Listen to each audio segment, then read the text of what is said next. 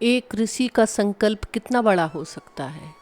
क्या कोई इंसान समुद्र को पी सकता है या विशाल विंध्याचल पर्वत के अहंकार को झुका सकता है?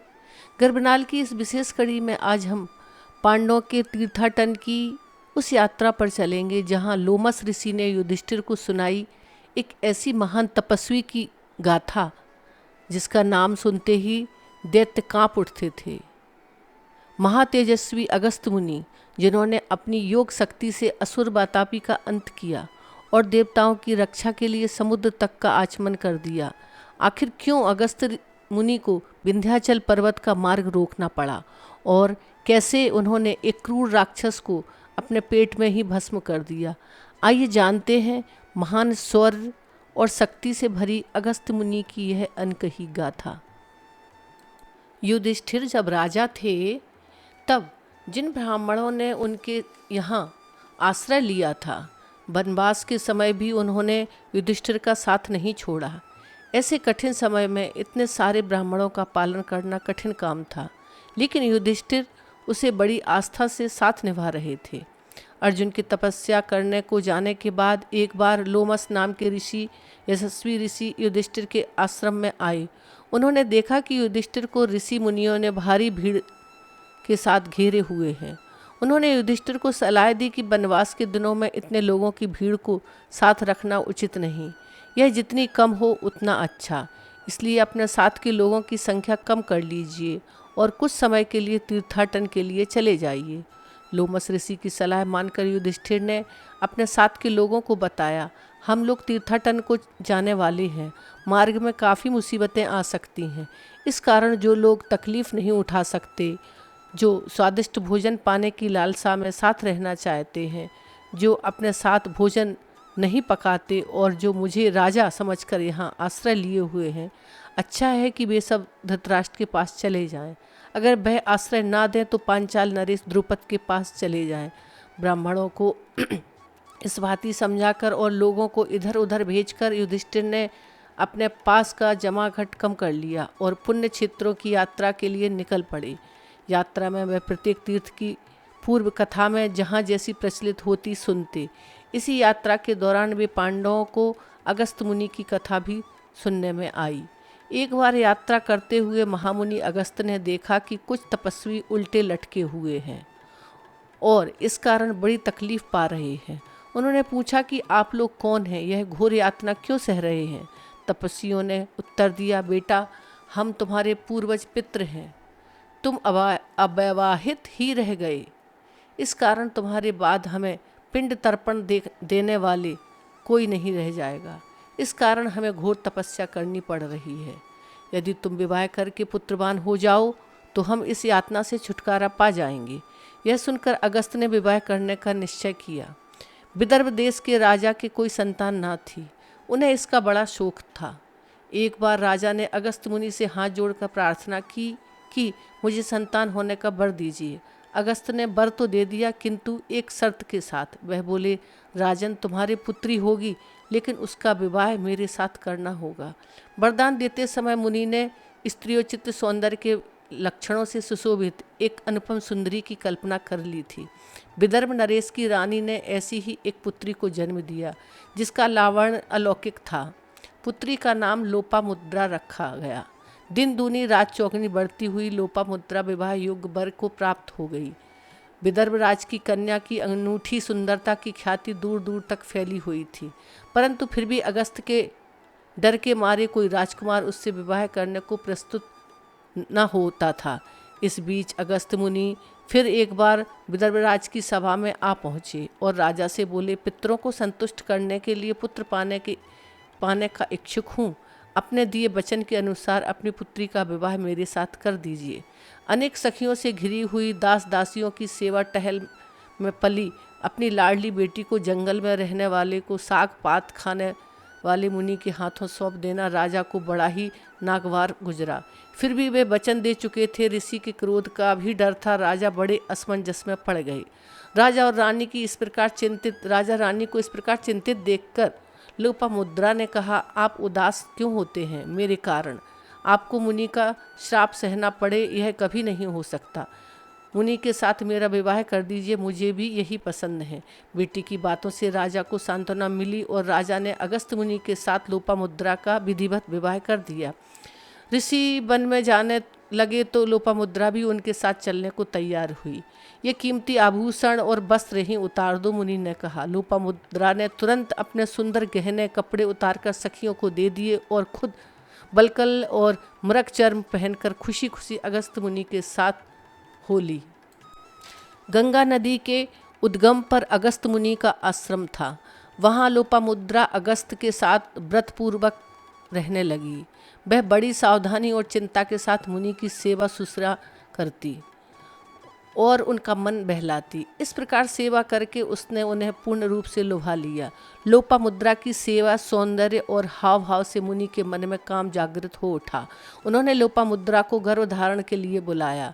स्त्रियोचित लज्जा के साथ लोपामुद्रा ने सिर झुका लिया और हाथ जोड़कर कहा, नाथ, मैं वैसे आपकी आज्ञा का पालन करने के लिए बाध्य हूँ, किंतु मेरी भी इच्छा आप पूरी कर देने की कृपा करें। उसके अनुपम रूप, शील, स्वभाव से मुग्ध होकर मुनि ने कहा, तथास्तु।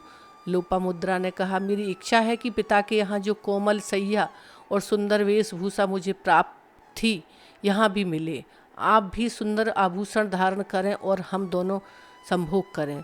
तुम्हारी इच्छा पूरी करने के लिए तो धन चाहिए। हम तो ठहरे जंगल में रहने वाले दरिद्र, धन कहाँ से लावें? अगस्त ने कहा, स्वामिन, आपके पास तो तपोबल है, यही सब कुछ है। आप चाहें तो संसार का ऐश्वर्य पल भर में खड़ा कर सकते हैं।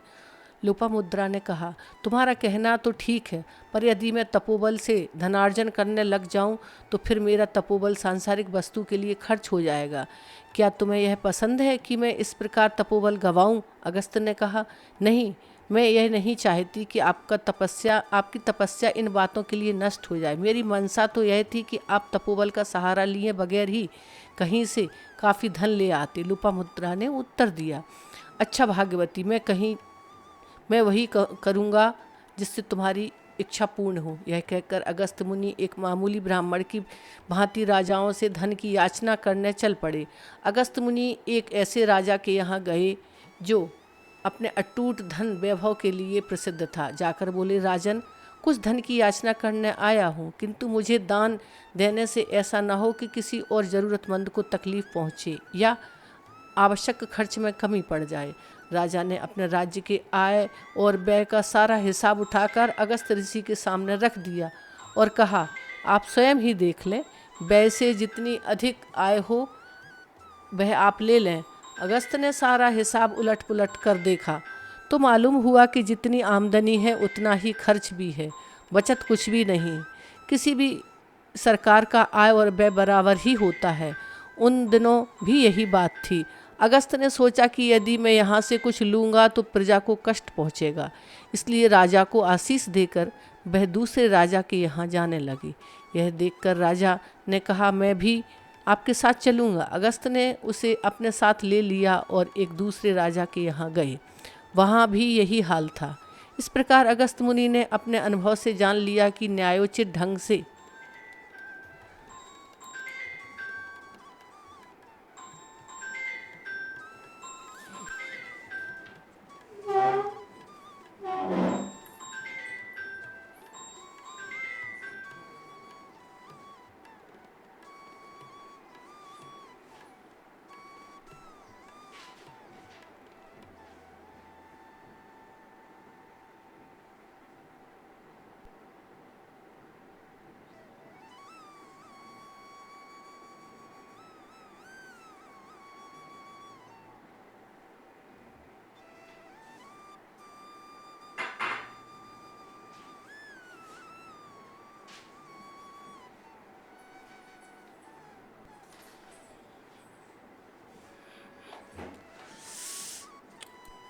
न्यायोचित ढंग से कर लेकर अपने राजोचित कर्तव्य का शास्त्रानुसार पालन करने वाले किसी राजा से जितना सा भी दान लिया जाएगा उतना ही कष्ट उसकी प्रजा को पहुँचेगा।